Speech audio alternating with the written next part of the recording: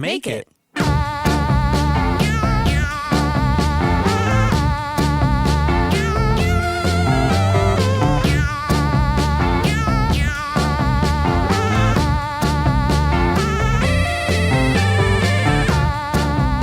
Hey, what's up, Kristen? How you doing over there? How's it going? How are things? What have you been up to?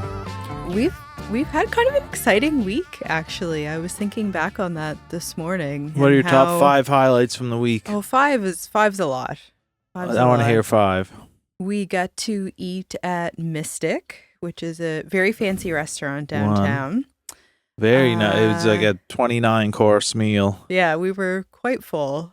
Gosh, it was as much an art experience as it was a culinary experience. Flavor explosion. Man. Flavor bombs. They forage everything locally. Yeah. Which we made a lot of jokes about, foraging roots. Yeah, that's what every good restaurant should do. Forage roots, specifically? Send their chefs out in the middle of the night to find rare mushrooms, some kind of unicorn roots. Blood or something, maybe infused angel bone in there. I think that actually that cocktail I had with the ball that exploded maybe was unicorn blood. Yeah, I think so. It's very flavorful. Unicorn blood's purple, right? I would buy that cocktail if it was called unicorn blood. But then let's invent something. Okay, we'll do it later. Okay, so that's later. 1. 2 was just yesterday. We got to visit the set of Sullivan's Crossing with our friend Johnny, and we felt very important because we were with the stars. Yeah. So we got treated very well, which was not our normal life whatsoever. We're showing up today just in our sweats, and this is more our day to day. Got to meet Chad Michael Murray. Yes. I held my own meeting Chad Michael Murray. I was proud of myself. I thought I was going to have what I say to my high school girlfriends, I carried a watermelon moment, which is a line from Dirty Dancing that we all know, where she just makes a fool of herself in front of the cute boy kind of thing. So, but I did okay. Yeah. A little more. He was incredibly nice. Is he the nicest human in the world? And Johnny, obviously, our friend, is incredibly nice. And he introduced us to Chad, and Chad came over, shook our hands, and just very, very kind gentleman. Very talented. So that was good hair, great hair. I mean, he's had the same hair since he was 13, but when you have hair that good, why bother changing it? I suppose is his Wasn't his his hair straight in One Tree Hill or one of those shows? I didn't watch One Tree Hill. My first recollection is from Gilmore Girls. I think it was Tristan. like straight. He was right there. Oh, maybe down. It was. He went back to flowing. Oh, it's flowing. Flowing pretty good. Yeah, actually, didn't have a lot of movement. They probably put quite a bit of product in it for TV. But he was very nice, very, very kind. Yes, so that was good. Tom Jackson was there too. Tom Jackson was Canadian there. legend. Didn't get to meet him, but just in his presence. Yeah, very. And that show is one of the biggest shows in the world right now. Like it went off in America. Like it was the #1 show on American Netflix for a while, which is crazy. Yeah. No, it's pretty. I have watched a bit of season 1 and 2, but I have not watched any of season 3, and they were just wrapping season 4. Yeah. So we're behind in that particular show, but it was an exciting day. Impressive operation. Yes. So that was 2. That's 2. What is the question? Just memorable, fun things that happened in the week? Didn't we go somewhere else recently? You and I, where did we go? Downtown? Maybe on our own? You sold your paintings and did the buy local art campaign. Yes, we did the Art Ripple auction. So I auctioned off a bunch of my older pieces and used all of that money to then go buy other people's local art. So let's put the local market in there, because that was a lot of fun. It was at St. Luke's Church, just here in our community. Yeah, the one out in Tantallon. And adorable. We bought so much stuff there. Yeah, like great stuff. Those crackers. There's a local woman in Tantallon. I want to say Savory. We'll get a picture of it and put it in there. Yeah. Her crackers are, I just ordered 4 more bags. Yeah. So did you order 4 more? I did order 4 more.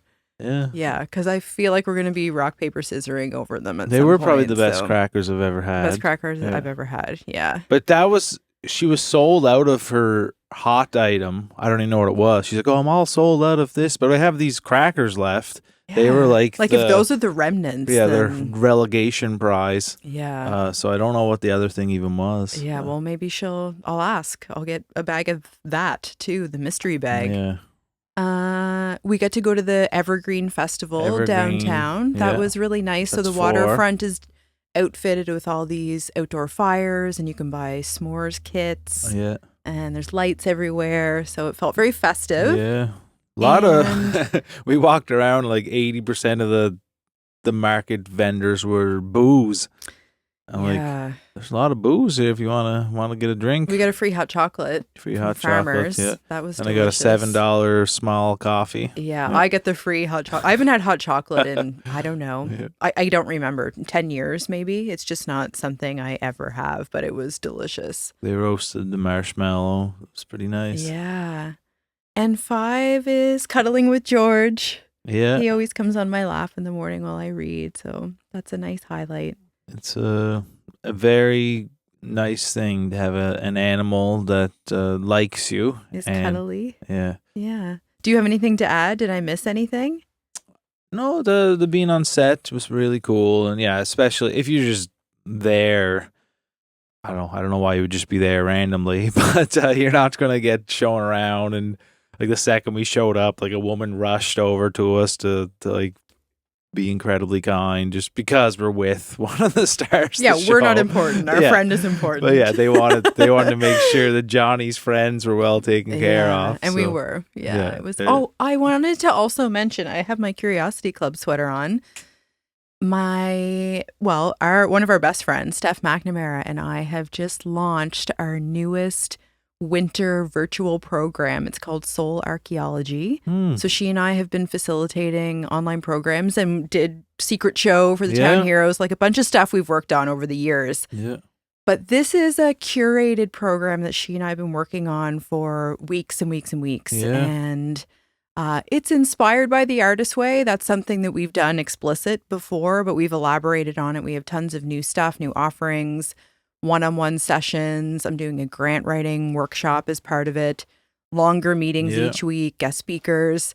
So we're very proud of it. And we have 20 seats available, 7 of which have been claimed just in the first couple of days. Nice. So we're really happy about that. So when does it start up? January 14th. Okay. It kicks off. It goes 13 weeks. And then we're wrapping up.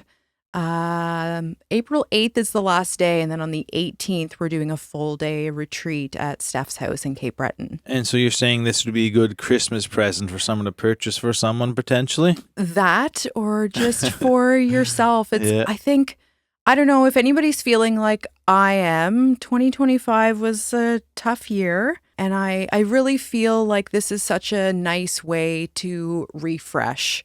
So to start off 2026, it's always just really, really kind, welcoming people that join. Most of them have become close friends of ours, you and I and Steph, of course. And so there's sort of this connectivity and friendship that develops with the group that's always nice, and just a way to get through those dark months. Yeah. Yeah. We do lots of art things and wellness things. And so there's my plug. So when people come out of that experience, what have they gained after that extended time with you guys? We're using the question, who am I now, as a bit of a guide to check in with, I don't know, I find we're often transitioning and evolving, but you don't maybe take a pause and really figure out what that means. So what am I interested in now, and how do I feel now? I'm more maybe introverted than I once was. And it's just kind of reflecting on that. Yeah. I think you'll feel more creatively inspired. You will be making things throughout the program. You definitely will have new friendships. I think you'll have more confidence and sense of self. And there's a lot of, mindful stuff woven in there, but on a spectrum. Like some of it's fun and funny, and some of it's more maybe a traditional way of thinking about that. And so it's an invitation to just be well, mind, body, and spirit. Yeah. That's Thanks awesome. for asking. Yeah. Yeah. I got a bunch of new microphones. Let's hear about that. I didn't get How did that not make the top 5 list? I didn't get any of them yet. Mike's. I just got 2 emails that they're in 2 different Unama'ki's. Did you double order, no, or they're like, you well, can go wherever you want? One I ordered a long time ago, and it was taking forever, and then I ordered another one to the other Unama'ki, and they just happened to come in the same time. Oh, okay. What's special about this mic that you ordered? And 2 other ones I got to. You ordered so many. Tell me what they do. Well, microphones all do the same thing, ultimately picking up sound that is captured for an audio recording in some capacity. And I got a really good vocal mic. I can't see it, but I have one that I really like. It's a tube microphone modeled after mics in the 60s that have a vintage sound. That's what I've had forever, and I really like that. Mm-hmm. But I wanted one that's even above that. So do they make okay, now I'm going to take back my question because I know the answer. I was going to say, do they make modern tube mics? But this one obviously is made now. I've had that one for like 10 years. Okay. But they just have the sound of an older vintage sound. Okay. Yeah, and so the one I got is a more modern mic and modern sound, very versatile, but just like there's obviously levels to everything. You get a car, you can get a shitty car or an amazing car, and they do the same thing, but it depends what your goals with that car is. Do you need to go really fast? Are you trying to race that car and be the fastest car on the highway? Or are you just going 5 minutes down the road to go to church, So I wanted a mic that's really fast. So no, I just wanted a really high quality mic that I can for vocals, for like singing. Vocals, acoustic guitar. I'll use it on drums in the drum room. Will we use it on the podcast? Probably not. No, these are a different type of mic. These are dynamic mic, which are very directional. Like if I turn my head, you're not hearing that much like that, because that's kind of the nature of dynamic mics. Or the pattern they pick up is cardioid, which is very specific. And just the way the capsule picks up the sound this is probably boring for a lot of people, but I asked, so they can blame me. But the one I'm getting is called a condenser mic, and it's a lot more sensitive and very detailed in what it captures. So be able to get really good vocals from it. And again, I want to have a selection of different ones. I got 2 from a company in California. Me and Jay Hallowell are actually each getting one. Okay. And we're going to use that in his drum room. And one of the other ones I got is going to be on the drums as well. So, is this a Christmas present to yourself? I'm just building up my studio. Yeah. I want to create. I really want to create that drum room to be as good as any drum room in Nova Scotia, kind of thing. So. Yeah, had to make some investments and kind of up the game, and in the new year, kind of really push that. Start. I never promote myself as a recording engineer, but Mike is a certified recording engineer who accepts clients right here in Hot Jupiter Sound to record music. But they come to me anyway. But I think if I start to actually look for them as well, then I can just be a lot busier. Yeah, well, you're doing great. So up the game. That's exciting. So I'll be able to get 2 in the next couple of days, and I don't know how long the other ones will take to get here. But you know who I think? Oh, you know what? Welcome to Make It with Mike and Kristen, where creative people talk about what they make and what making it means to them. Good memory on you. I'm telling you, you didn't even have to flex. Do you know who I think would like the gear talk? Patrick Doyle. Patrick Doyle would. This week's guest. Yeah, talking about film and gear. Like that's what he does. He's a camera guy on film all around the world, really. A Cape Bretoner, born in Cape Breton, but has worked all around the world, worked on some amazing shows, movies with some of the biggest names in the industry.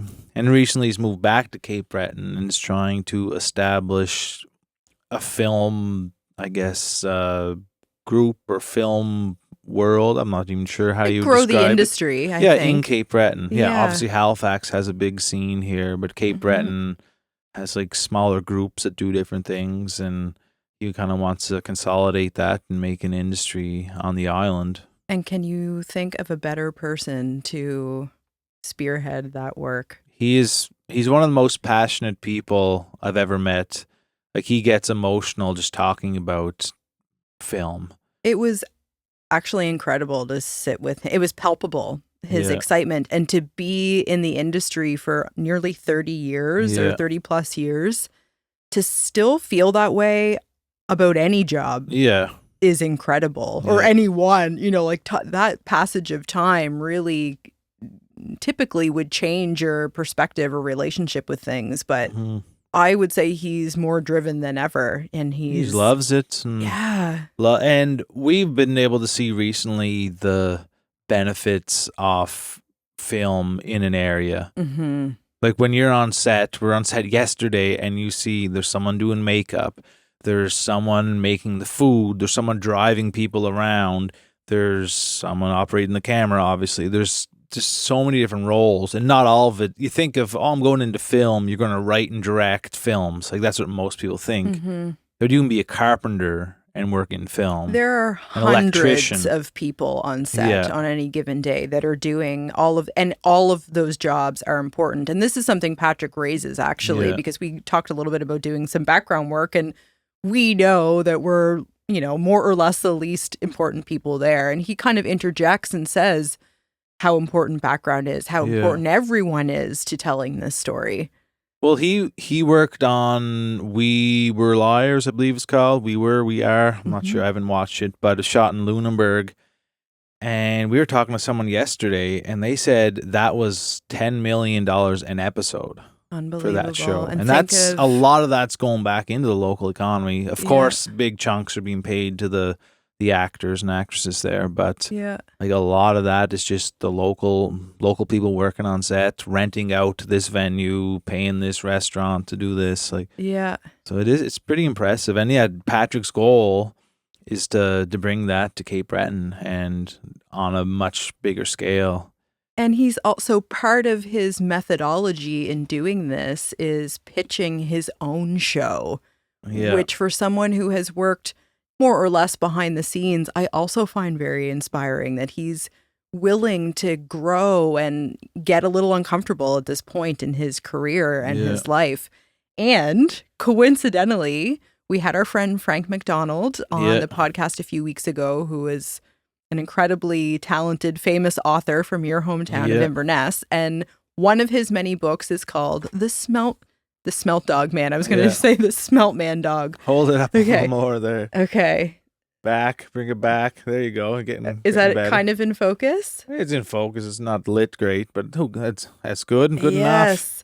So I don't want to give away the story as to how Pat found this book and how the story unfolds. Yes, because you will hear this story, but we wanted to show you a visual of this book and just all of the connecting the dots of him knowing Frank and us just having him on the show and owning the book. And he's on a mission to make a series out of that's inspired by this writing, which is just such an incredible way of representing Cape Breton. And as you pointed out, he's traveled all over the world. And how special is it that he arrives back home and feels like, no, this is the place that I want to really live and do my work and showcase. And that's his intention, to highlight Cape Breton creatives. Frank being the first that he has planned to do, and I hope with all my heart this comes to fruition as soon as possible, because it'd just be such a cool thing to see, like a big film big show being made in Cape Breton. All the people that it will employ, and see Frank's art come to life on screen. Just what so a tribute, cool. yes, to Frank and to the island that he loves. And he's teaching kids on Cape Breton Island, and he's just really pouring himself, and you feel that in this conversation. I would say it's rare to sit with somebody who has that kind of enthusiasm. It was quite special, which I know our audience is going to hear as well. Our first cameraman that we've interviewed. I think so, yeah. And he's cousins with former guest from not too long ago, Huey Batherson. Yeah. Which was, and they look pretty similar, actually. They definitely look similar. Yeah. Well, you'll see for yourself if you're watching us on YouTube. Yeah. And just thanks for tuning in, everyone. We appreciate you taking time to be with us. And we're just so proud to share these stories of people that we find inspiring in Nova Scotia and sometimes from elsewhere that come and hang out with us in the studio and just have a listen. And maybe we'll get Chad on here eventually. We're going back to Chad. Yeah. We're just going to wrap this intro with like just a little more Chad. Yeah, you walked the first time he walked by, you were like, "It's Chad Michael Murray." I'm like, I know, he's right there. I mean, high school crush kind of idea. And then you get to meet and we're the same age. So it's, I mean, he's a little older than us. did our reel on how we looked with Brooke Shields. We were cooler than that this time around. So. And the lead actress, she's beautiful. She you made a point to tell me on our drive home that she smiled at me. You saw it. I was thinking she was smiling at me. No, it was me. It was me. Oh, we're so not Let me cool. claim that. Well, that's part of your top 5 highlight reel, then I would say. Yeah. But let's get to this awesome chat with Patrick, Kate Bretner doing big things in the film world. Let's hear it. Woo! Make it. Were you an athlete? I mean, I played hockey and speed skated for a little while. Speed. That is actually on my bucket list to go speed skating. Yeah, 2 of my brothers got heavily into it. Mm-hmm. Back when the Cape Breton was going to host the Canada Games. Yeah. Leading up to that. What year was that? I think it was in 87, maybe. Something, or 85, something like that. I think it might have been 85. And they were being held in Cape Breton. They were trying to get some kids involved in speed skating to experience the sport. So there was this legacy sort of thing. And that's kind of where that started. But then I got to the point where I was doing quite well in it, but we were wearing racers too, right? At the time, we didn't have actual speed skates. Yeah. That it was like, am I going to continue to do this? And I couldn't get skates to fit because most of them were women's feet and you're growing as a young kid. Yeah. Gets to the point, well, I guess I can't. But my brothers ended up getting other skates and then they went on. And my brother David competed quite heavily in it. And my brother Walter. So it's probably dangerous, but like as a kid, at least, yes, I figure skated, but in every sport, like snowboarding and skate, I just wanted to go as fast as possible. Well, horseback ride, like whatever, like let's skip all the lessons and let's just go as fast as possible. So I thought speed skating might lend itself well to that rush. Did you figure skate for a while? I did, yeah. So I had my epiphany about figure skating when I shot a figure skating movie. It was for the US networks. I was on the ice chasing after this probably 16-year-old girl skating who was, I was like, I can't believe how fast they can skate. Yeah. It was just like, holy shit, I would have never imagined that figure skaters skate so fast. Yeah, and then launch themselves into the air and spin around a bunch of times. It's like, but the power that in the stride that they take, that they get, it was just like, it was a real eye-opener to, a guy, and always thinking, figure skating is, they fly. It's like remarkable. I remember a lot of the best hockey players in my town would take, it wasn't necessarily figure skating, it was called can skate, maybe? Oh yeah, power skating too. Yeah, it was like, I don't know, dancing around on the ice and just helps with your agility. Oh yeah. Yeah. One of the best boxers in the world, his dad was his trainer, and he took him out of boxing and put him in ballet for like 3 years, not just like a week or something. It was like an extended period of time, and forced him to only do ballet just to work on his footwork.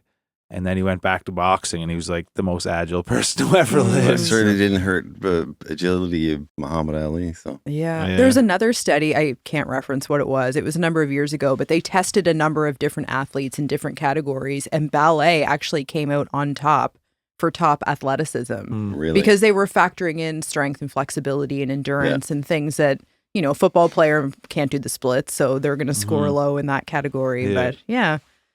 But I'm sure you have seen or been exposed to all kinds of people's jobs and environments in your work. Well, I mean, yeah. Are we actually rolling now? Yeah, we're Yeah, rolling. we're here. Thanks for letting me know. Yeah. Surprise! It's rolling. This is part of the organic nature, Yes, the tech well, I side knew you of said things. it was organic, but when you don't have a clue, you're even being recorded. I was That's going to the say, point of it, though. I can talk about that when we start the interview. Yeah, well, Well, it's funny because what you were just saying that I've probably been exposed to a lot of different. Yeah, I mean, I used to shoot cooking shows at one point. One of the most interesting and cool and made a lot of my friends jealous jobs that I've ever had was when I was a camera operator on the Caribbean Workout. And I used to go down to On the what? Caribbean Workout. It was on TSN. Yes. Back in the early 2000s and late, probably. After Hal Johnson and Joanne McLeod. Yeah, exactly. Body break to aerobics on Richard Simmons. Aerobics on a beautiful background of Barbados. Oh my to shoot. gosh. And I can still remember the producer was named George Athens from Montreal. The way we met was he was coming down to do a shoot with somebody in Route 19, and the camera operator here, he couldn't do it. He reached out to me and said, "Oh, can you do this interview with this guy coming in from Montreal with Natalie McMaster?" I'm like, "Yeah, sure, no problem." Yeah, no brainer. Well, and there's this weird connection with Natalie McMaster too, because at one point my mom and Natalie's father had a date or something like that, right? It's folklore of Cape Breton and growing up, and it's like, oh yeah, so mom had a date with. We could have been Natalie's brother and sister, right? Yeah. And I grew up in a family of 5 boys with no sisters. So, but it was like, so I meet George in Troy and we do the interview. And I said, so what other kind of stuff do you do, George? He said, well, I used to be a broadcaster for CBC on sports and stuff like that. And he was a world champion water skier and just really unique guy. And we have a great friendship to this day. And he said, oh, and I do this little show down in Barbados called the Caribbean Workout. And I said, oh my God, if you ever need another operator, just let me know. Yeah. And that would have been in probably September, October. And in March, I get a call from him. What are you doing for the next month? Because we're going to go down and do 100 shows, 50 in French and 50 in English. Would you like to spend March in the Barbados? Well, exactly. Or I think Cape it Breton? was probably February that we went. So we got back in March. But it was like a month down there, 4 or 5 star resort that we stayed at. Your own, no drink. You didn't have to pay for anything. But the only thing is you got to show up for work in the morning. And we'd get up at about 5:30. Drive to a new location, set up the stage, set up all the cameras, set up the mats, and then be there if it was beautiful for a few days, driving back and forth, and then move on to another visual appealing spot and bang out 7 or 8 shows in that day. It's crazy. And did you do any of the workouts? Did you come back a little extra ripped after that shoot? I was doing handheld cameras, so I was everywhere, but it would be like the moments between takes and stuff, and the girls would get us out. And David Snively, I don't know if you've ever heard of David Snively. He was the lead for the men of the show, and then Shelley McDonald had come on to take over within the time I was doing it. But David Snively was this super athlete swimmer, and he was a world-class diver at one point. Anyway, very into exercise, and then got into aerobics and everything. But I would always, between takes, they'd be trying to get me to do some of the steps and stuff like that. Just so you think it's easy, do you? I don't think anything's easy anymore. So when you started film, what did you anticipate your career being? I imagine you didn't think of things like that. Maybe you were envisioning that, but at the onset of it, what did you picture your life as a person in film being? I didn't think I would be in film. I actually, when I graduated from college in Loyalist, Ontario, from Belleville, it was where the college was. I'd gone to take a 2-year TV broadcasting program. Yeah. And when I came out of that, I think my dream was that I was going to be a camera operator for the Fifth Estate or something like that, doing documentary stuff, and thought that was where my desire wanted to go. But I mean, before that, I had also taken a 3-year cooking program in high school that I didn't go into that, but it left me with a skill that I can always prepare something for myself and for anybody else that's around, which is a great skill just to have in itself. And then prior to that, I had thought I wanted to be a DJ at one point, and I used to have, back when 45s were still a thing and cool, and I had 2 turntables, and I used to play dances and stuff like that when I was in my late teens. But film, it's funny because my earliest exposure to film was coming out of school in Sydney Mines and walking down through the path to where this hub of activity was happening, right, like literally 200 feet from my school, where they were shooting the My Bloody Valentine, a scene from it in the store that was there, but was playing a laundromat. So I'm kind of this young, impressionable kid and seeing it. But What's this? Yeah, exactly. And there were so many people, and you couldn't really see because they had it all blacked out with the material cloth and stuff. But I don't know if that registered to me, but what really got me into the more dramatic side of things in shooting was I was fortunate. My first real job in TV was at what was then MITV and now was purchased by Global many years after, but it was the Irvings had owned a TV station in Dartmouth called MITV, Maritime Broadcasting System. And I had done my placement there from college, and I had done some editing, and then I ended up getting a job out of my placement that I was going to be working in the VTR department, which was the video playback, where any ad or any news story that was running you had to be feeding into the tape machine, and you'd hit play at, as Bruce Graham would say, and Shauna McDonald has more on the story, and boom, you'd hit play, and you'd have a 1-second pre-roll for the play, and then you got to be on the ball. That would come on and stuff.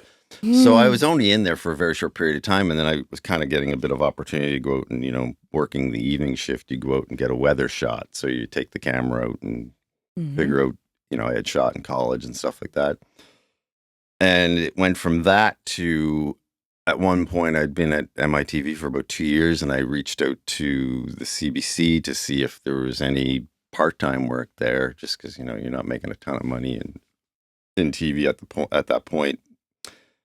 And we could use a weekend shooter for news and stuff, so I started doing that. So at one point I was working 5 days at MITV and then 2 days on the weekend at CBC. Done that for about 6 to 8 weeks, and it was like, I'm almost making as much doing the weekend job as I'm making full-time at MITV. So it was like, maybe I should see if there's more days I could get and leave MITV. So that eventually is what happened. Going to the CBC was kind of what changed everything for me, because I was then given the opportunity to shoot stuff like Street Sense. Oh, yeah. And Street Sense had some really great young directors that were coming into their own. And one of the segments they would sometimes do would be parodies of commercials. And so I can remember doing some McDonald's commercials that were parodied. I remember one of the ones that really was one of the first cool ones that I got to do some really interesting shooting for was, remember one of the old Diamond commercials was, how much would you pay for a dime and blah, blah, blah. Anyway, it was like, oh, this was a real cool commercial. And then that sort of led into then 22 Minutes was starting up. And I was one day phoned from my boss at CBC and said, look, they're looking for somebody to do one of Rick's rants for 22. Can you do it? And I'm like, who's Rick? What's 22? Because I really didn't know. Yeah, at the time, Yeah, sure. it was so new. And it was from an outside organization, but they were doing it within the CBC, which was Salter Street. And so I said, yeah, okay, I'll try. So there was this synonymous director named Henry Fonner Sawyer who did all of these things with Rick. And I was this young 23 or 24-year-old getting this opportunity, and they were very pleased with it. It was on Lucien Bouchard. I still remember it to this day, and they were happy. Then I got called to do another one. Every time the main guy, who ironically I just ran into this weekend in the Valley, Peter Sutherland, Yeah. we're best friends, and he's older than I, but he was just like an older brother. And that led to Made in Canada, which was the first dramatic TV I had ever shot. And I'll never forget to this day, and Peter and I were reminiscing the other day about it. I remember going in, and at the time, what is now still the Amira building, but it was Electropolis at one point, which they had turned into a TV studio. It was massive. Lex was shot there and everything. I remember going in there a few days before we start, and I see like literally 70 people, from painters to construction to lighting techs, hanging lights, rigging stuff. And I'm this young kid from Cape Breton, and I'm looking around like, oh, and there are all these sets built, and I'm like, oh my God. Because we were shooting on Digibeta at the time, and I have to pull my own focus, and I'm like, what have I gotten into? I'm going to last at the morning maybe.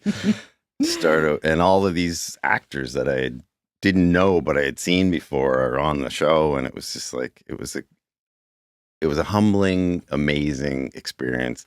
And it was then I said, this is what I have to be doing. This is what is making me fulfill the person that I am, fill the part of me that, like, I tell people all the time, it's hard to believe, but I heard you guys talk about this too. It's like, what fills my soul is me doing what I do. Mm. And because I wouldn't be me if I wasn't doing this sort of stuff and this work. And it's just like, when you can say that about something that pays you, then I don't know what else you want to be doing when you do something that just makes you feel so great. And I don't necessarily consider myself an artist, but what I do is art. But it's just me looking through a lens and seeing the way I think I should see the world, Yes. basically. And it's, I mean, I won't lie. I'm at a point in my life where I'm emotional about a lot of things. I'm emotional. Like I ran into the person that gave me the opportunity to have the career I had. I ran into recently. His name is Rick Parado. He was the IATSE 667 union business agent when I was getting this opportunity on Made in Canada. And he came up to me and he said, hi, I'm Rick Parado. I'm the union rep for 667. And I'm like, IATSE 667? I'm like, what's IATSE 667? He said, well, we're the camera union in Toronto, but this is part of our jurisdiction. And there were guys that were on the show that were camera assistants. I don't know why they were camera assistants, because I had come out of just being, I had my own little business going as an independent production guy, and had gear and would do docks in the Arctic and stuff like that, and fly in helicopters and stuff. But by the time I started my company, it was in 97. And that's when the offer shortly after that came to do probably a year or two later to do 22 or to do Made in Canada. And I meet this guy, Rick Parado, and he's like, well, he said, you'd have health benefits. He said, you'd have this and that. And I was like, well, would it affect what I do now? Because I have these weird experiences of getting to go to the Arctic and search for the Franklin expedition and doing cooking shows and food shows and stuff. He said, if it's not a union thing, he said, that's not what we're interested. We're interested in bigger productions and union stuff like that. And I'm like, okay. So I joined. And I mean, I know if I hadn't have been approached by him to consider this, that I mean, that then led you to the point where you're on a list that, if there's a project that's union project coming to Nova Scotia, I have a shot at getting it and getting on that show. And to this day, like, that's the reason that I have had this 30-year career in the 25 years now, I think, is this year for me, for being an IATSE member. And it's like, wow, like, where did that time go? But the opportunities that I've had from it and the things I've got to do, like, I went to Iceland for a series called Washington Black, which just came out on Disney. I've done a series that was called Books of Blood. The name of the director escapes me right now, but he basically had been one of the lead executive producers of starting the Star Trek trilogies, right?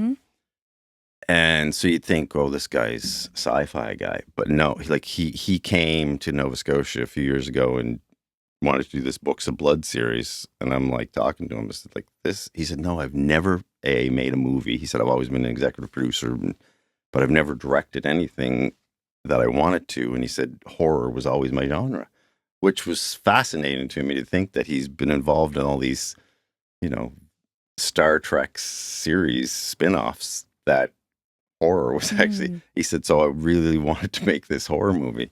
I'd like to see horror Star Trek, but, digress. Yeah. So it's like, I'm comparing the position of his life and my life to each other. And I'm thinking, like, here he is getting to do his dream of directing a horror movie.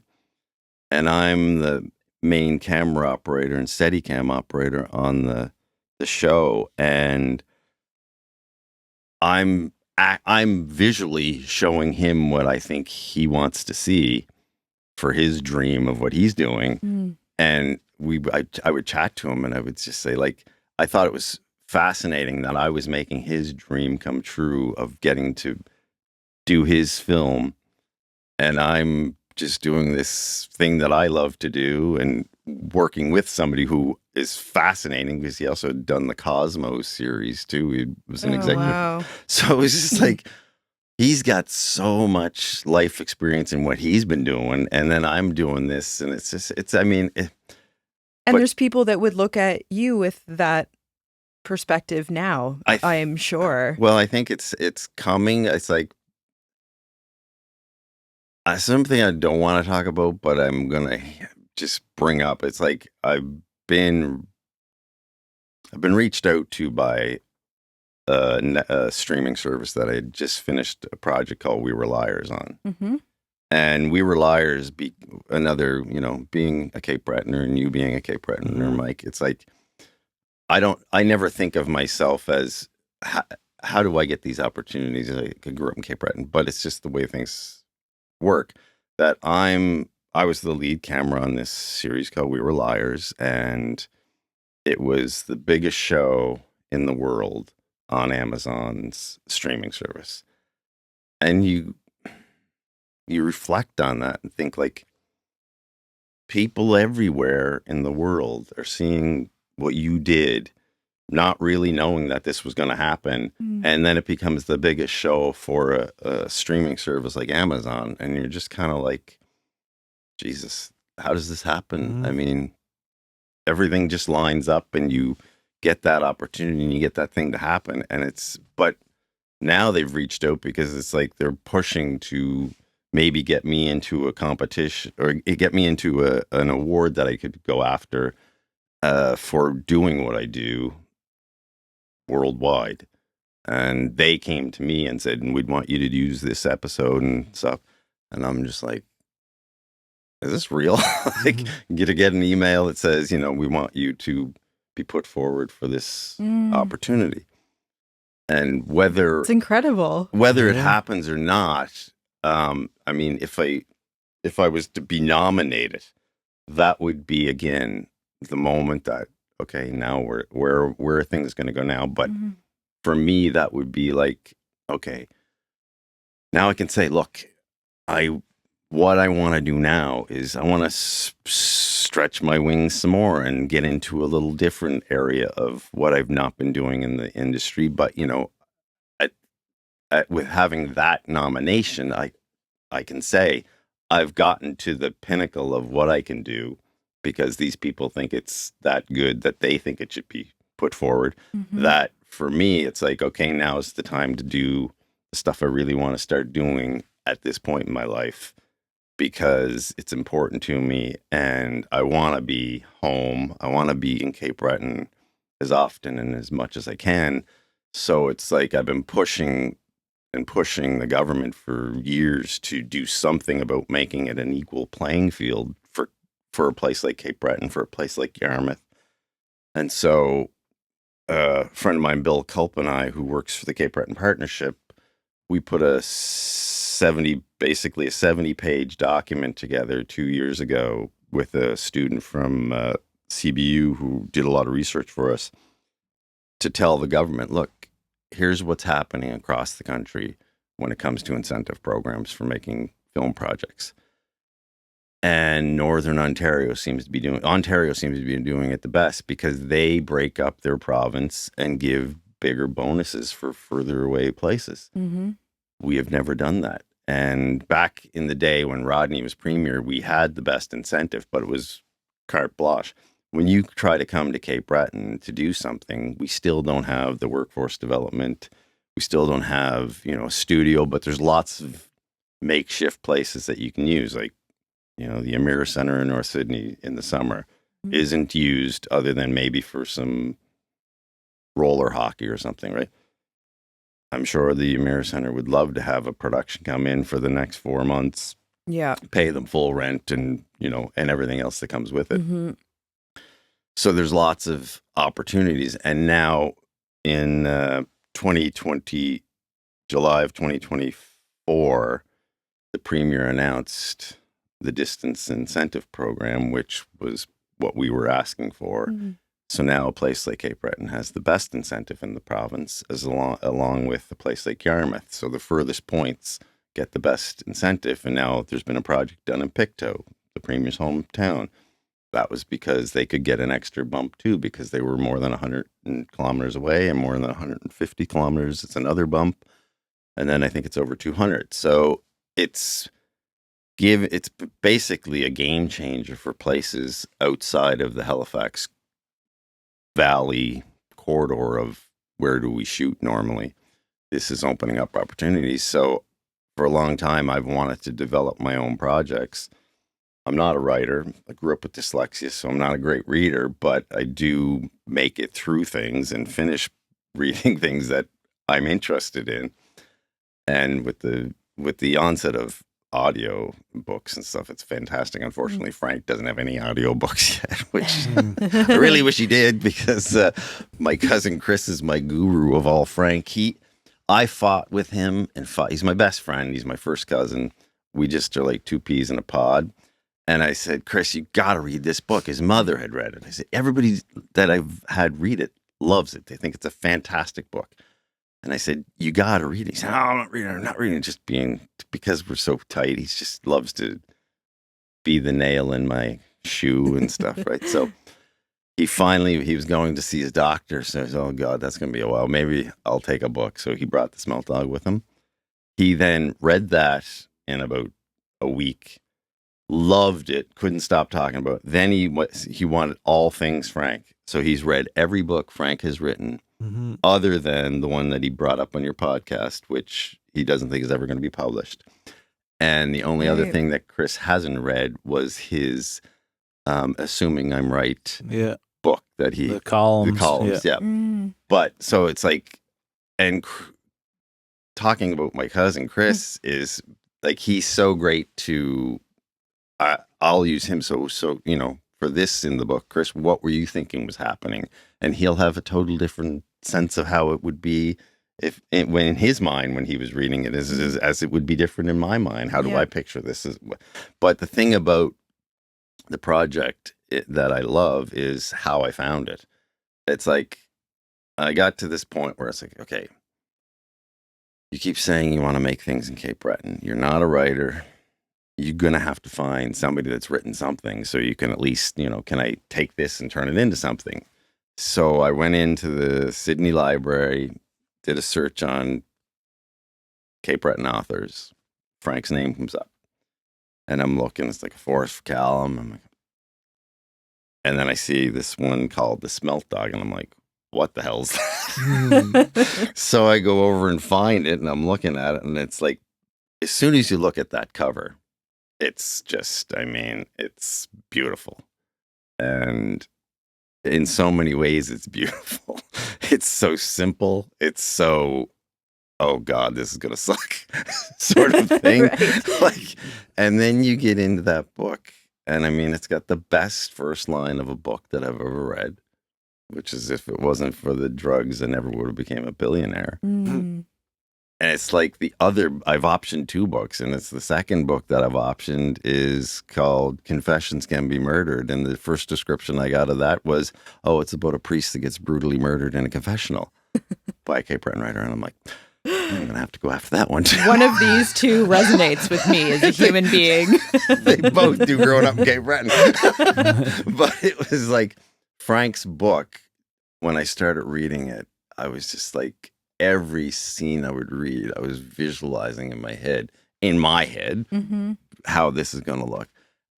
But it was just, it's a book that has everything in it that you would want. It's got a love story in it.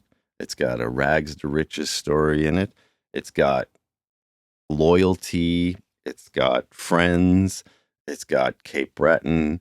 It's got not needing to be in the big city to be something. Humor.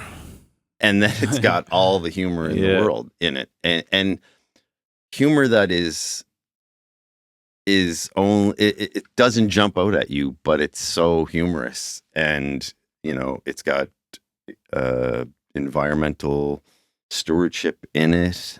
It's just like, it's all very frank. It is. It's all Frank and Virginia. Yeah. It's all Frank and Virginia. And when I got the opportunity to meet Frank and talk to him about, getting the rights to the book, it was like, he was so humble. He was just like, I just can't believe somebody would be. And I'm like, this is gold, dude. This is a beautiful story. I think about Frank and I get emotional because I really want to have this happen before something happens to him. And that's but it's like when you're balancing your professional life and what pays you to the project right now that you're trying to spend so much time in that doesn't pay you, but you're hoping it will at some point pay you. It's a juggling act, but fortunately winters in Nova Scotia, we don't tend to shoot lots. So my whole focus on this winter, and we now have our first copy of a draft pilot episode that we think has got some legs. We need to make a few changes from the first draft of it, but it's coming along, and there's so much happening that I feel strongly that if we go about this the right way, we can make it happen. And so you worked as a cameraman 25 years, and you decide one day, I would like to try something different in this industry. And then you go hunting for what that story is going to be to tell. That, and I'm not in your world, but that seems out of the ordinary. You would think maybe somebody would read a book and be inspired and think, oh, I want to make a show about this. But yours was kind of the other way around. I was looking for something. Yeah. And then found this pot of gold. And in the McConnell Library, if you haven't been to Sydney to the library, it's not the Halifax Library. It's not, but it's just like I found a nugget of gold in a place that is in my backyard, and it happens in here. And I'm convinced we can do everything other than maybe the odd shot we'll have to purchase could be all done in Cape Breton. And what's the process to pitch something like this? Like, okay, I have an idea. I have this story. Do you then go make something and send it to someone in hopes they'll want you to make more and more of it? There's a number of different ways it can happen. with the pilot episode, breakdown on the characters, breakdown on, how you see it moving forward, that can sometimes make it happen for you right there. If you have a strong enough script and they're aware of the story or have checked it out, that can get it for you that time. Seems like making pilots these days doesn't seem as popular, or doesn't seem to be. It's more about, I think it's more about the story. And if the story has, captivating characters, and I think everybody in this story, the Smelt Dog Man, is a fantastic character. Yeah. And we want to play with some of them in certain ways that, the audience may not think about, but it's just got so much opportunity. And I was listening to show with on CBC in the morning on Q, and Mark Critch came on and was talking. I think Alan Haka was there too. Was this just a few weeks ago? And they said, when you film in Newfoundland had been building, but then they got the series Republic of Doyle, which changed everything. And that's what I'm talking about. It's like, you need a series to happen in a place like Cape Breton to then say, now we've made it. Now we're going to be able to continue this on. And if you can get it into a second and third season, that you're developing the crew. Yeah, you might need to bring some in, but we've got lots of things happening. Bill's Culp's got a lot of things happening with workforce development in Sydney. There's a lot of interest in other projects coming to Cape Breton now. But if we can get a mainstay series happening, that will build the industry on its own, because there'll be enough people that will have gotten the experience they needed, gotten to a point where they can change what they're doing from what they were doing to, the film industry, I heard it the other day, you are surrounded by artists. I was at the union AGM the other day, and a colleague of mine was up talking about, she was rerunning for the board, but she was talking about how, the 90% of all the people that you're working with in the industry are artists of some sort, or an artist in their own right. And when you take that many artists and you collaborate on something that everybody is passionate about and excited about, you can pretty much do anything. And that's part of the draw of the industry and part of the amazing community that it is. It's like, I've been saying for years, I don't want to build a film industry in Cape Breton. I want to build a film community in Cape Breton, because that's what it is. It's, if you go to anywhere, I've been to Toronto and worked, and everybody welcomes you and brings you in because you're part of their community. You're just from a different location. And that's the beautiful part about what that industry is. It takes all kinds. It takes everyone. And you all end up living amongst these people in your community. And I think it's the best community that you can have anywhere, because it's all people that want to be creative and make things. So what's happens next? You have this idea, you found this book at the library in Sydney. It sparks this grand idea in your eyes. You obviously have some writers on board because you have a draft. What are the next steps? Who needs to become involved to put the money into it, to bring it to life? Is it a network has to take it on, or a producer has to invest into it? What's next? Well, one of the people I talked to you guys before we started, Shelley McPhail, is a good friend. She's got a lot of experience. She's got a lot of contacts too. She was saying, well, I think, she said, we could get this to a point where we're presenting it to somebody that may have a significant amount of money, that for the sake of what you're trying to do and what you want to do and what it's going to leave as a legacy and what it's going to be, that they may be the type of person, because they are relatively well off, that would come on board and say, here's what we're going to do. And this is, the dream would be too, is to shoot a 3-season series over a year.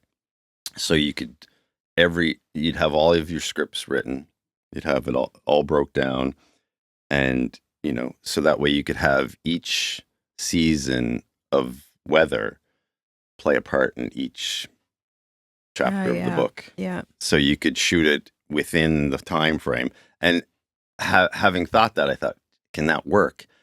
And then having just worked with Paul Fox on the Brooke Shields series that I met you guys on. Yeah. Paul, I was talking to Paul about when he was doing Schitt's Creek, and he said, he said that was like a puzzle. I said, what do you mean? He said, well, we would shoot all the interiors in the winter. He said, but oh, geez.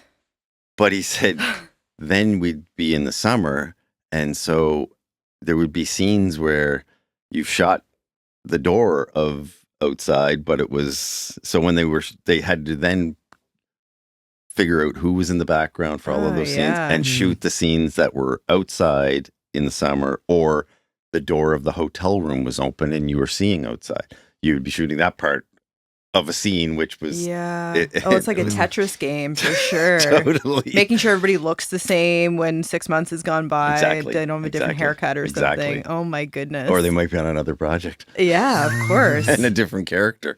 Yeah, so he said it was something, but he said that's how they would do it, because also the lead, the mom, didn't necessarily know if she wanted to be working all summer, because she's at that point in her life where she wants to spend her summers out on where their summer home is and stuff like that. So it's like this puzzle, but it was nice to hear that experience for him, because then it was like, well, how can we make that work if we do this through the winter or do this, when we make this project. So you envision 3 seasons? I would, again, I learned as a something. start. Yeah, I think that would be a great starting point. Yeah. Actually, it would be great. I mean, for the size of the book, it would probably be, perfect. But there's also the opportunity within this book, and with Frank's blessing, was that,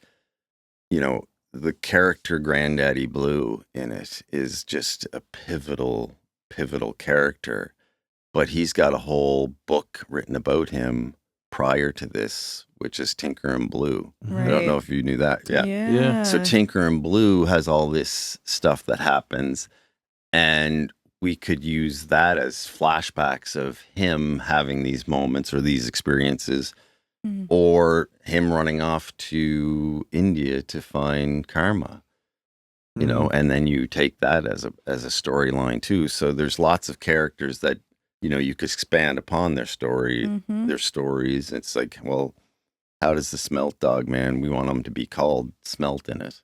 How does he get his nickname? And well, there's a book actually that Frank wrote that talks about how, and so like Frank's material can be interwoven into this with his blessing in various ways. And so you could expand upon the Smelt Dog book by using the same characters that have already been written about from another book and bring it in that way too. So that comes down to the writer's role, right? They have to be well-versed in his catalog and know the backgrounds and the storylines and how they intersect. Yeah, so it's like, once you read the Smelt Dog Man, now you have to read this. Yeah. You need to be all things Frank. Yeah. But I really admire that this all started with your desire to be in Cape Breton as well, and then advocate for better infrastructure. That happened. And then you discovered this book authored by a Cape Breton person. And 2 books now. Yeah, like all of this seems just to kind of have this through line that makes sense. It is. I moved back to Cape Breton 14 years ago.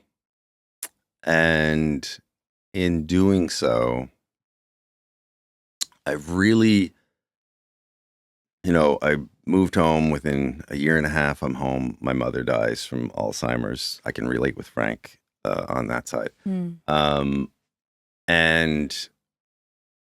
I'm on this journey, and there's a lot of times I've been like, the hell am I doing? Like, I could be working all the time in Halifax. I'm in my kids love, my daughter just was Sebastian in the high school musical presentation of The Little Mermaid at Riverview, and she blew the doors off it.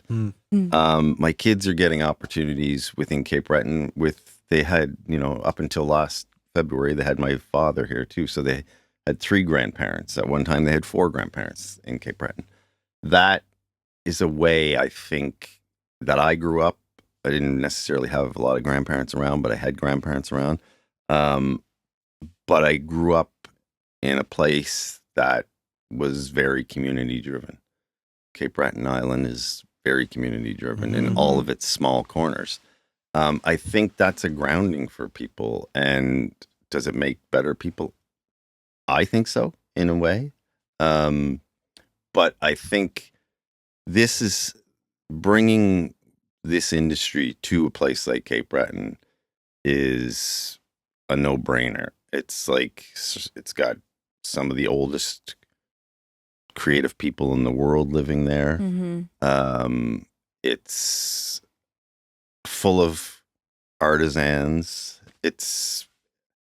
We have a fortress of Louisbourg that sits there vacant and dormant all through the winter, which could be, telling a story of how did the Mi'kmaq help the French survive through the winter.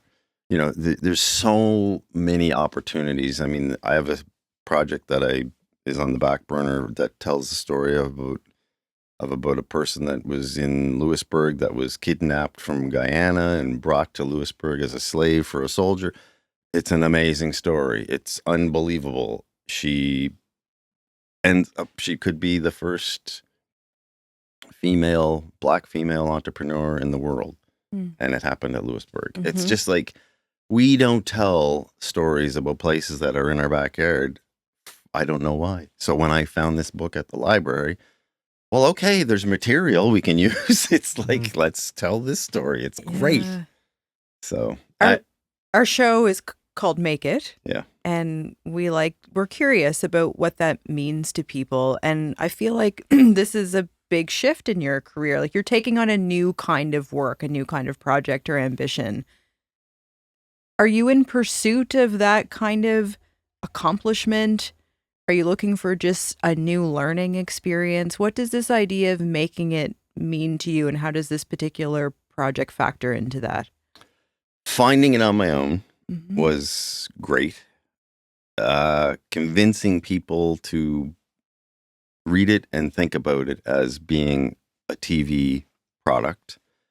There's a part of me that's, I want to live and work where I live. So don't discredit me for that. Yes, when you actually start to own a product in this business, you're paid after you've done all the work as well. If anybody wants to see it or air it, you're paid again.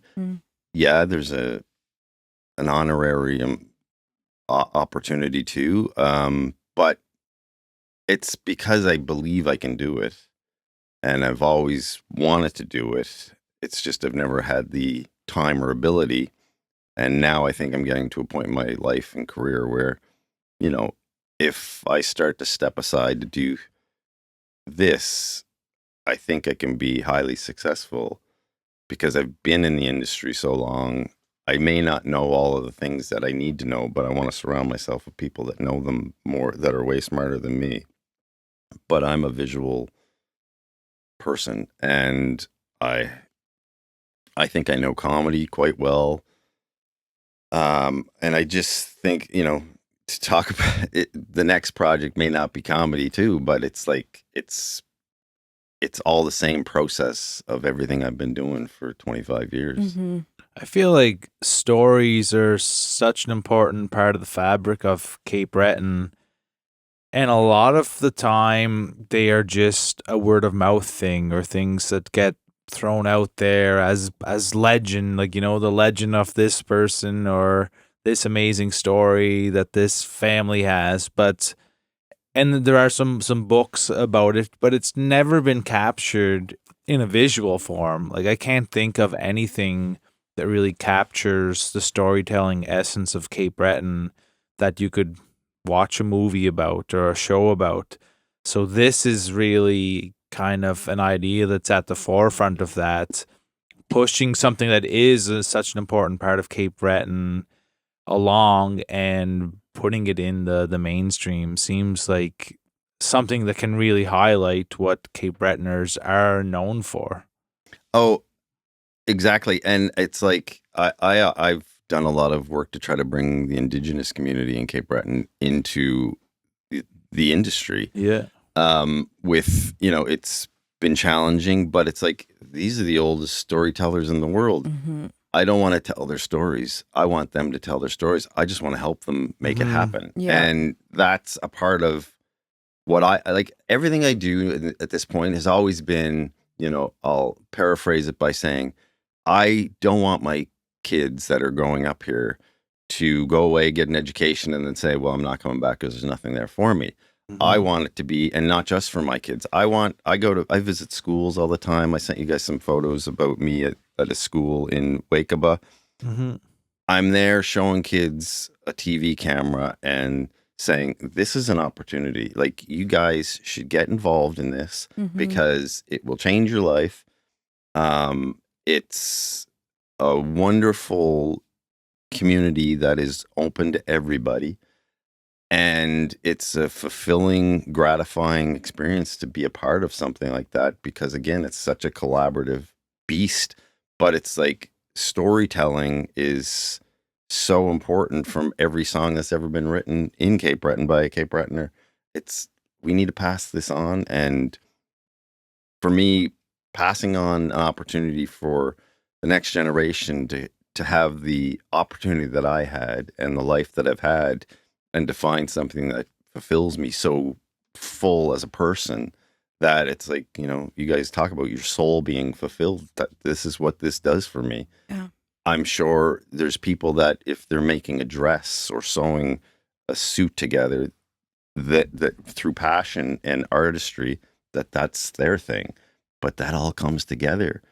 If you can cook, you can be in the film industry. If you like to drive people around and have conversation with people that you may have never met before, you can be a driver in film. It's like it covers so many areas. If you're a greens person, which is a person we use for greens, it's a company in Lunenburg that they also do gardens. They're your greens people. Like, everybody is needed, from the very creative to the very great with their hands, can make models, can make props.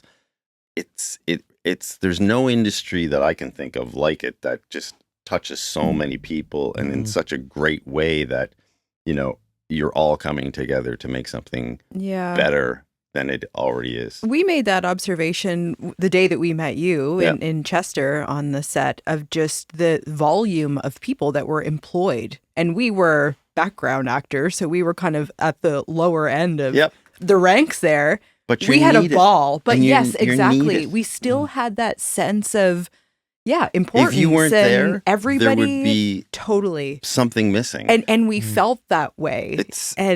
We felt taken care of. And I read in another interview that you had done about this sense of family or community and connection that the film industry has, and what little experience we've had, you can really feel that. But very impressed by, there are hundreds of people here for one day of shooting, and it just kind of works out. Yep. Everyone has their job, and they're respectful and kind to one another and gets it done. And they are at times long and exhausting days, as you know better than most. But it comes together, and then you have this thing to celebrate when all is said and done. And the crazy part is it's like all of the bad, after it's done, it's washed over and you forget about it. And then maybe you see the project and you're like, oh my gosh, yeah, that was so much fun. We had that's what you're left with. And but you've contributed so much to it. It's like people always give background people a hard go. And it's like, the show won't be the show if they're not there, because it's like, you need those people. It's like just doing the little project I was doing in the Valley yesterday, the person I was shooting it for was saying to me, "Oh, it's like I didn't realize you were getting them to take such a part and to be themselves." Well, that's what I need them to be. They need to be themselves, and just what would you do if you were in this situation, walking up to a bake sale? How would you approach it? Yeah. Right. It's just like, and it gives people the opportunity to take themselves out of who they are for that second, maybe, and be somebody else. Yeah. And meet Brooke Shields. So. And maybe meet Brooke Shields. I mean, you never know. Like, exactly. You've met all kinds of celebs. Oh, it's like, for Washington Black to go to Iceland was a bit surreal. And then I get there, and Sir Charles Dance is there, as he was Tywin Lannister on Game of Thrones. Yeah. And you're kind of like, oh my God. And he was such a scary individual. And then I can remember when I was learning Steadicam, I was down in the States, and the instructor said, it's not doing Steadicam. He said, it's more of a dance. You're dancing with your partner. And I'm like, okay. And then I was telling Charles Dance this story, and I said, so I just want you to know, sir, that I am really thrilled to be dancing with Sir Charles Dance.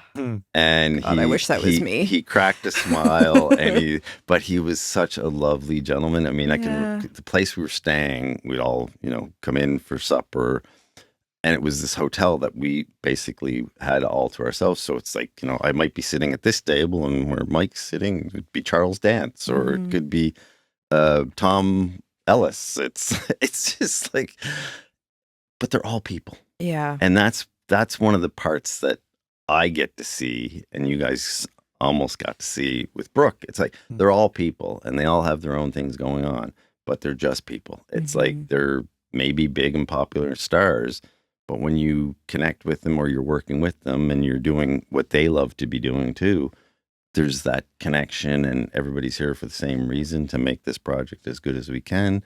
And they're only people. And it's like, I'm not a person, and anybody will tell you that it's like, oh, who was that actor? I see actors that I worked with, and I'm like, I can't even remember their names. Yeah, they're your coworkers, I suppose, in your world, in your environment. Exactly. It's like, I'm here. Adrien Brody was interesting because he was very intense. He was very, like, you knew he was doing this role because he wanted to do the role. And it was, my focus puller at the time said to me at the end, he said, yeah, but he knew that we were here for him. And he knew that energy that we had, because we go into it, like I tell people, having just seen my daughter perform, I say to people, like, I go in to do what I do, and it's like a sporting event. Like, I'm here to do the best goddamn job I can do, and to be here for the project. And sports players will do their thing. And I was saying to my daughter the other day, I said, honey, I know she's not a big athletic kid, but played athletic things until she just wanted to be in drama and sing and do all of these acting things. And I said, this is your sport. And I said, you were unbelievable in your event, and I was so proud of you. Yeah. But it's like, that's how we go into it, because you're paying me to do this, and I want to do the best job I can for you. But it's like you're paying me, but I mean, I do this for nothing. Like, it's very fun. I do this for nothing because of what I get to do. And that's it. It's like, it strikes me, I just feel like I have to say this to you. It strikes me that earlier in our conversation, you said, like, I don't really consider myself an artist, because you speak with such passion and joy, and, like, I'm emotional. You have such a point of view and interpret a story differently, you spoke about, and, like, all of that, those are all the ingredients to a brilliant artist. And so I really hope you see yourself that way. Thank you. Because it's quite remarkable to have that connection to your work. Not everyone gets that. Well, and I think we're all artists in this room, and it's like, I'm emotional because I get to do something that, a lot of people don't get to do. You get to do things that people don't get to do. you get to have experiences that people don't get to do. I could be digging ditches every day. I could be having to mow lawns. I could, there's a lot of shitty things I could be doing. And here I am, person humble, growing up, 4 brothers, second youngest. And I went to a community college. 3 of my brothers went to universities. 4 of my brothers went to universities. I probably have a more enjoyable experience in my day-to-day job than they ever had in having to do what they do. And I get opportunities that you could be rich and still not have these opportunities. So I probably at the point in my life where I realize these things and I reflect on them, and I'm not afraid to say, look, I have this problem. I can't read very well, but I'm creative as shit when I want to be, and get into it. And it's like, one of your questions was, would you make it even if nobody watched it? I spent so much time following my son playing basketball over a few years that I said, I'm going to make a little series about it. I made the first episode. Only 2 other people have ever seen it. And it was like, okay, I don't have time to be continuing to do that. And some circumstances had changed that I thought were going to be great for a project like that. Now, it's not that I've put it to bed permanently, but it's like, your question was, would you do it even if nobody ever saw it? Of course I'd do it, because I've done a lot of things that I wasn't asked to do. I saw a story. I heard a story. I followed up on it. I did a little documentary on it. It's like, because I have the ability and skill, it doesn't cost me anything. I own the gear. It's like, I can tell your little story. It's like, I tell people I would do it even if they didn't pay me. It's just because I get to talk to people. I love talking to people too. And I love hearing people's stories, hearing people, asking them, somebody said, don't ever ask the why question first, because then and it's funner finding out and getting to that point. And it's like, that's what another part of what I love is I get to talk to people that have interesting lives and cool things that they do. I think what I do is pretty neat, and there's not a lot of us that do it, but I'm fortunate enough to get to do it, and it's just like, why me?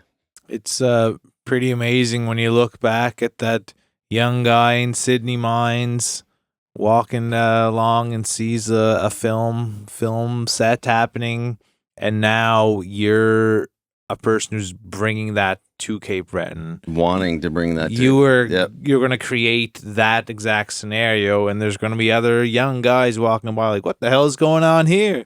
And you don't know the path that's going to put other people down. Like, this is like a full circle thing. That's an awesome reflection on it. Yeah. I'm so happy you said that, because it's like, sometimes it takes somebody else to make that. That's exactly what I want to do. Yeah. I want to be able to show people this is what, and it's funny, I talk to a lot of young people that are thinking about it or graduating from it. So I say, what do you want to do? I want to be the director. Everybody wants to be the director. It's like, but there's so much more to it, to directing. It's like, so a lot of what we want to do in Cape Breton is give opportunities to show people the industry. And my thing is it's like, if I could get a federal funded program that would give me 20 kids to follow on my show that I'm creating, and for the first 2.5 weeks, though, they just visit every department, and they can go in with thinking they want to do whatever they want to do, but I want them to go in and just watch for 2 weeks, every department, and see what they do. Because you can go in saying, oh, I want to be the director. I want to be the director. And then see what the director actually has to do, see the time that they have to put in, see the research they have to do, designing the shots in their head and marking them on a piece of paper. Well, maybe you get in and you're in the wardrobe department and you see, maybe they're doing something for an indigenous project and they're making all these costumes, that maybe that's what you say, oh no, I see myself in it. It's like, you have to expose them to the industry, because it's a myth. The industry is a myth to a lot of people. because they've never had the experience of being exposed to it. Mm-hmm. But it's like you guys said, you felt at the end of what you were doing something that they needed. Mhm. Well, it's the same as sitting around and watching everybody that's doing this stuff and saying, well, oh, I didn't even know they do that, or I didn't even know you could be that, or I didn't even know, oh, everybody gets fed. Well, I love to cook. Well, I think film in particular does have this quality of make-believe to it. Every day. Unlike most other art forms. I mean, what we see as the audience is make-believe in a way. It totally is. It's kind of this total other world and escape. And so I can understand and appreciate why there isn't the understanding of all the elements that go into it. And probably the best product, you don't see that as an audience member. It is made to look seamless and easy and polished totally. and pretty. It's just like, it's when you think about a show that might have been a challenge for you to do, but by the end of it, it's like you've forgotten about it because you've moved on and that was in the past. It's like, now it's not affecting me because it's been done. Yeah. But it's like giving the opportunity to see it happening, because it is closed off. If you don't know somebody, it's closed off to see what happens. Now, with so many reels and stuff all constantly having, it's great because it's showing more things that people can do in the industry and seeing examples of shots that have been done and stuff like that. So that part is great. But what you were saying, Mike, is so dead on. It's like, I want to bring what I ended up seeing at one point in my life, bringing that to offer to everybody that wants to be involved in it. And it's like I say, if I could have a federal fund and there are projects that we're looking at that could try to work through something like that. It's like, get them exposed, let them see it, and then let them decide what they want to do. It's like, go into it with an open set of eyes and just see where do you think you fit in, rather than, oh, I think this is what I want to do. That I knew a lot of things I thought I wanted to do when I was 16 and 17 years old. And then you land on something that you just say, okay, this is who I am. This is me. This is what gives me that rush that I'm excited about. Well, we're excited for you, my friend. Well, it's a we passion believe in project. this, It's a love project. It's an honoring to a guy who totally deserves everything that he's getting, and more. It's also getting to know my island in a sense is beautiful too, because it's like I didn't get to spend a lot of time in Inverness. I mean, but every time I've ever been there, it's like magical. Mm-hmm. And when you were saying about, make believe, it's like, I always say, every page of the script that I turn, it's more somebody's foolish mind that we're making happen every time, right? Or somebody's amazing insight into something that we're making happen. I mean, we make it happen all the time that you get to see it. It's crazy. It really is. Well, I can't wait to see how this unfolds, and well, I want you involved. Yeah, too. yeah. I mean, I want to be involved in any damn way I can, and we're here to Frank, support. And we love Frank, and he's a hero in our lives, and I've known him my whole life, and he's been a family friend, and bringing anything he's created to life will be amazing to see, and see how happy that would make him would be the biggest thing, I think. Oh, I still were in Boston Pizza when we were talking about the option deal, and he was just like, I just can't believe somebody's interested in this. Like, you are such a sweetheart. Yeah. Frank. He's absolutely a gem. He is such a figurehead in that community. There's probably nobody that doesn't know who he is. That's right. And he's just a gift for the community too. Well, he's someone who, and I don't know if I've ever met anyone else like this, who I don't think you could ever make a list. You couldn't name one person who would have a bad thing to say about him. That's an amazing thing to say about someone. Like, no one out there has anything bad to say about you. Yeah. And that's a pretty good testament to what kind of person you are. Yeah. We're just we're really excited to see where this might go for you. So am I. And, I mean, let us know what we can do to help. I mean, we're chatting about it here. And yeah. grateful that you're able and willing to open up and have this conversation with us today. Well, I'm happy to be here. I mean, I wanted to, from when I brought your name forward and Shelley heard it, and Shelley's like, "Oh my God, that would be, they would be perfect." And I said, it would be more in the sense of the soundtrack basically to it. But yet, again, the soundtrack is one thing, being involved in it physically too is a whole nother part, which I totally see. I don't know if you heard me saying it to him earlier, but there's opportunities for him to be physically in it as well. So tall local Invernessers. How tall are you? I can play an Inverness pretty good. Pretty good. If there's one thing I lots can of do, evidence of that. yeah, I can act out a rough and tumble Cape Brettoner pretty good. Yeah. I can't act many other roles, but I think I could go head to head with Adrien Brody playing a guy from Inverness. Well, stay tuned for that, folks. He's got me in 99.9% of every other acting role, but playing someone from Inverness, I can beat him.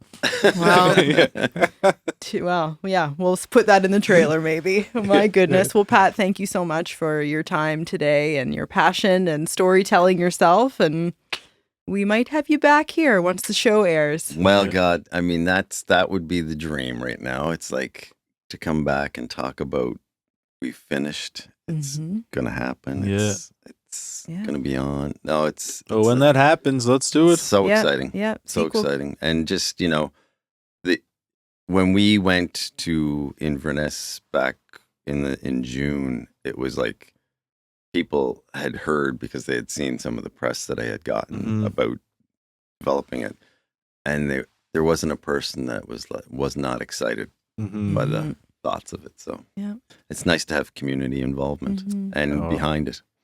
Yeah, great. Thank you guys. Appreciate it. Thanks for being here, buddy. Yeah, you're welcome. Appreciate Thank you. Sorry Cheers, everyone. Sorry I didn't bring anything like my crazy cousin that was here. I don't know if I jerseys. You don't need anything, buddy. We're just your presence. We already have a t-shirt idea though, so for it. Yeah. So it's they get merch in the works we've already. Got merch in the works already. So when we show up to make it, the shirt will say we're here to make the Smelt Dog. Nice. Very cool. I love it. Thanks for tuning in, folks. Make It with Mike and Kristen is recorded and produced by Michael S. Ryan at Hot Jupiter Sounds. Intro and outro music by me as well. Cover art by Emily Rankin at Take Note Graphic Design and photography by Candace Moore. If you cool cats want to help us out, the best way to spread the word is by telling a friend about us. Tell your mom, tell all your buds. Word of mouth is still the best way to reach people. It's free for you and helps us immensely. And if you're into it, you can like and subscribe and all that stuff too. Another way to support us is through our Patreon. We have a number of super fun tiers and perks like bonus content, handwritten postcards, creative coaching, and so much more. Find us at patreon.com/Mike and Kristen. For the makers, the dreamers, and the figuring it outers, have fun trying to make it out there, friends.